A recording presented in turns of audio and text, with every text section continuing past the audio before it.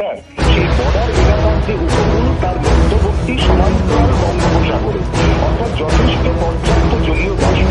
এবং শক্তিশালী মেঘপুঞ্জ নিয়ে এই নিম্নচাপটি তৈরি হয়েছে, যার প্রভাবে এটি মূল যে ভূমিভাগের